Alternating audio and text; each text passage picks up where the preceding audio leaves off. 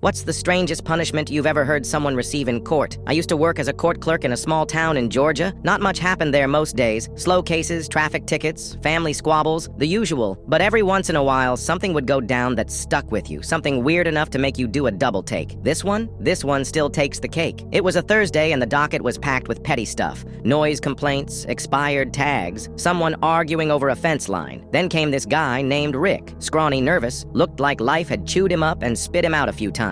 He was in for his third shoplifting offense, stealing around $40 worth of steaks from the local Piggly Wiggly. Now, Rick wasn't exactly some master thief, but 3 strikes meant the court had to take it seriously. Judge Wilson was presiding that day, a no-nonsense type, but known for being, let's say, creative with his sentences. He believed in consequences that made people think, not just sit in a cell. Rick pled guilty. When the judge asked why he stole, Rick said he was hungry, broke, and had no one to help him. He said he hadn't eaten in 2 days and just wanted something good, not ramen, not bologna, something decent. Judge Wilson listened, quiet and thoughtful. Then, without missing a beat, he asked, "If you were really that hungry, why'd you take ribeyes instead of ground beef?" Rick kind of shrugged, caught off guard, like he hadn't expected that question. He didn't have an answer, just stood there like a kid with his hand in the cookie jar. That's when Judge Wilson leaned forward and said, "Here's your sentence. This Saturday, you'll stand outside the grocery store you stole from for 8 hours, holding a sign that says, 'I stole from this store, and these people are my neighbors.'" The courtroom got dead silent. Even the ceiling fan seemed to slow down. But Judge Wilson wasn't done. He continued, "And you'll do it wearing a full T-bone steak costume." Rick's public defender jumped up, tried to object, saying the punishment was humiliating and unusual. Judge Wilson calmly explained that the alternative was 30 days in county jail, no exceptions.